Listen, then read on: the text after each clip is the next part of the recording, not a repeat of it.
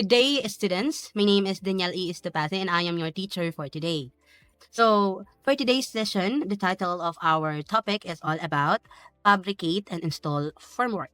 And under fabricate and install formwork, we will discuss the type of formwork, material used, layouting, and measuring assemble and disassembling formwork. Okay? Now, before we proceed to our discussion, let's have a motivation. So, this activity entitled Spot the Missing Piece. Okay, so I will show a picture and all you need to do is to guess the correct or the missing part, tools, or material in the image by answering within the given time. Did you understand? So now, first picture. That is correct. The answer is hammer. Second picture. That is correct. The missing tools or material is wood or plywood. Okay? The third picture. That is correct. The missing part or the missing material is silver. And the last but not the least, that's correct, the workers. Question, why it is important to have workers? That's correct, because the worker will do the job. Without workers, walang matatapos na job. Okay? Malinaw? Clear? Okay, very good. Now, for our objective in this lesson, we have, for number 1, discuss the type of formwork, material use, and the procedure in layouting, assembling, and disassembling formwork. Okay? Number 2 is value the important and proper procedure materials in safety practices in fabricating, installing formwork, and building construction. And the last is create an accurate level and simple formwork diagram based on the provided illustration. Identify its key part within the given time. Do you get our objective? Okay, very good. Now, however, before we begin our actual discussion, let's have another activity. So the title of our activity is The Box. So because we are in online session, I will be the one who will read the question. So question number 1.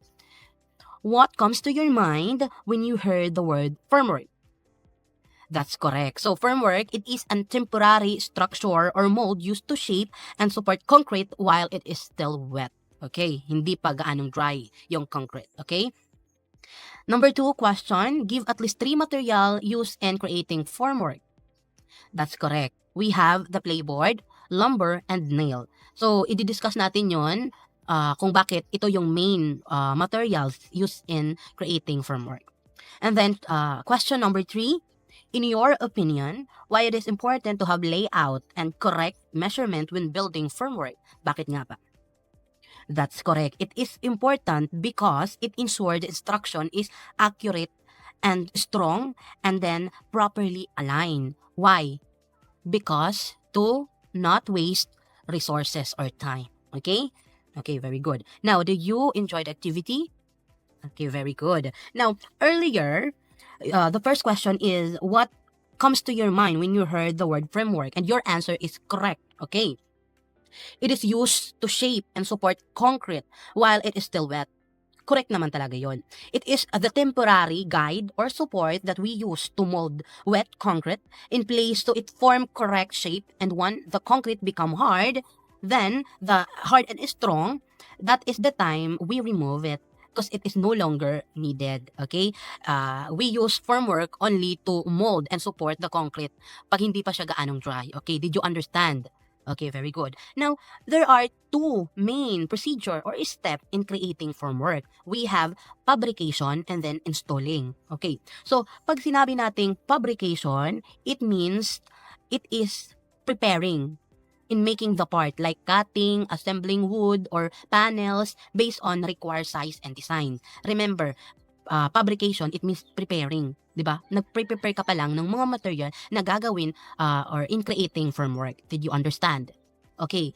Second, we have installation. So installation naman, it is the step in placing and mixing those formworks part in correct position on site to support and shape of the concrete. So kung doon sa fabrication, preparing, dito naman sa installation, gagawin mo na yung prepare mong mga material. Gagawin mo na siyang formwork and then ilalagay mo na doon sa site ng paglalagyan mo or imumold mo na concrete. Okay, sa building. Did you understand?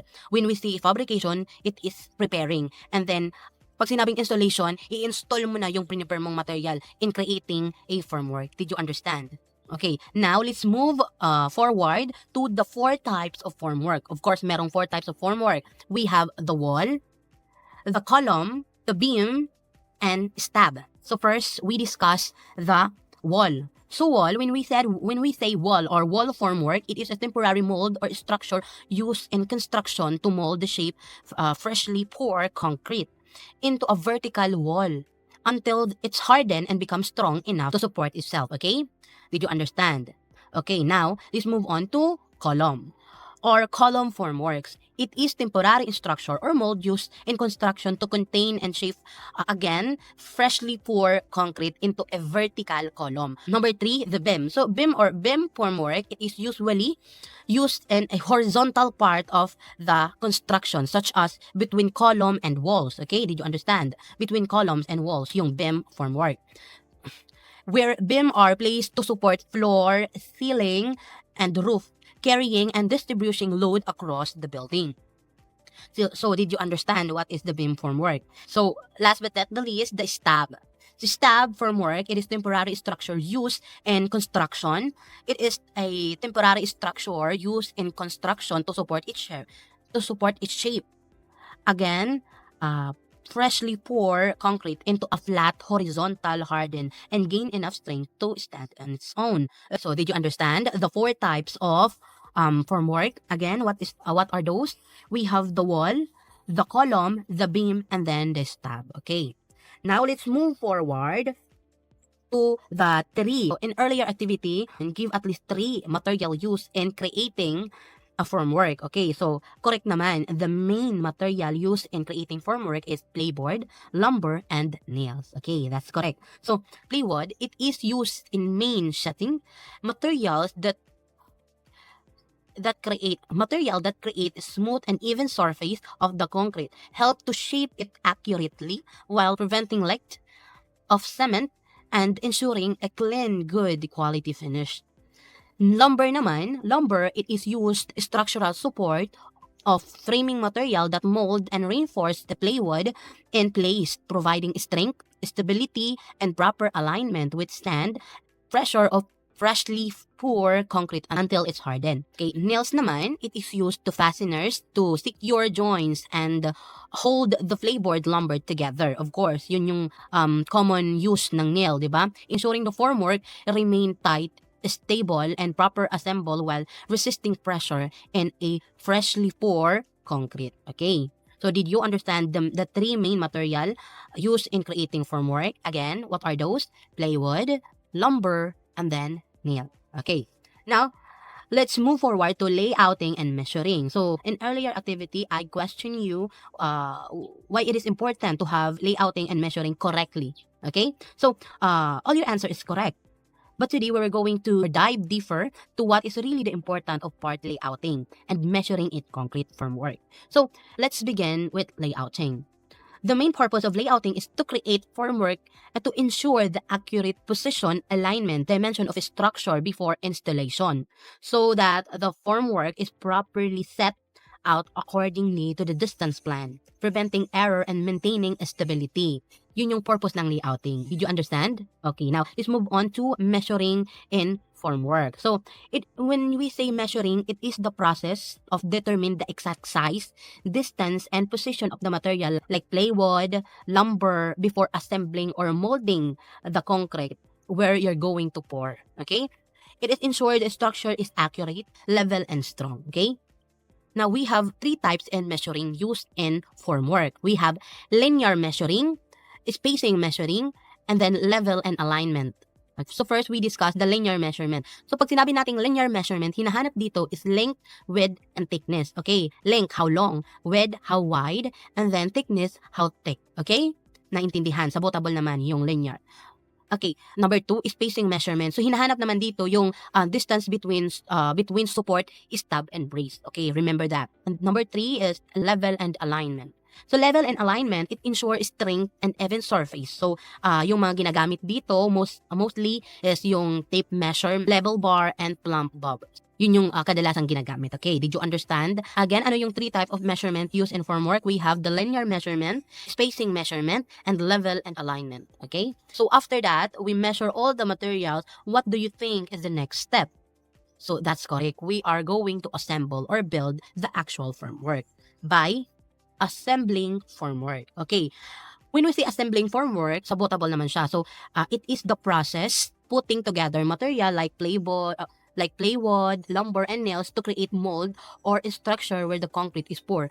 Yung pag-mold or pag-create mo na ng formwork, yun yung sinasabi nating assembling formwork, okay? Yung pag-create mo na ng formwork. Did you understand? Okay. Now, in creating or assembling formwork, you need first the material, of course. Ano yung materials? Plywood, lumber, and nails. Okay. Then, after that, layout and mark. Okay. It is the part you need to follow measurement plan. And then after that is the cutting. Diba? Of course, na-measure mo na yung mga wood na ikakat mo. Then, after cutting, pupunta na tayo sa positioning. So, in positioning, it is a placing material according to layout. Diba? Ipi-place mo na yung material in creating formwork. Then after that is the fastening. In fastening, you need to nail or tie the material together to form a actual formwork. Okay? Then make the formwork strong and stable. Okay? Did you understand? After that, we need to check the alignment. Okay? We need to check the alignment. Ano yung gagamitin? So we use level and tape measure to ensure it is straight and not tighted. Okay? Hindi masikip. Hindi maluwag, sakto, accurate, okay? Did you understand?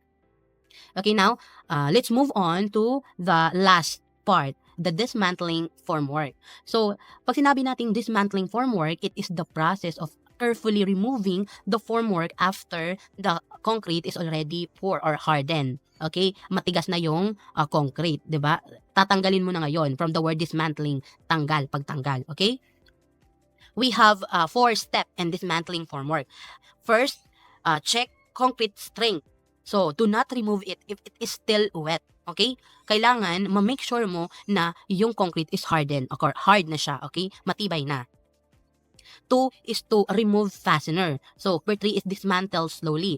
So, remove plywood and lumber step by step, avoiding damage to the concrete itself. Okay? Did you understand? And the last one is clean and store material. So, bakit? Kasi, the material can be used, di ba? And the next project. So, dapat kung possible, hindi masira yung mga material na ginamit mo in creating formwork para magamit mo ulit siya in another project or building. Okay? So, remember, in dismantling, you always wear gloves. If it is possible, remove nails carefully. Do not rush, and then follow the proper order. Okay? Did you understand? Again, the 4 steps in dismantling formwork, we have check concrete strength, remove fastener, dismantle slowly, and then clean and store material. Again, in clean and store material, what are the 4 things we remember? Wear glove if possible, remove nail carefully, do not rush, follow proper order. Okay, did you understand? For your application, carefully observe the given wall formwork instruction, then draw it on your paper. Label each part by written the correct name on the box provided. Make sure that your drawing is clear and accurate. Did you understand? Okay, very good. So again, did you learn something today?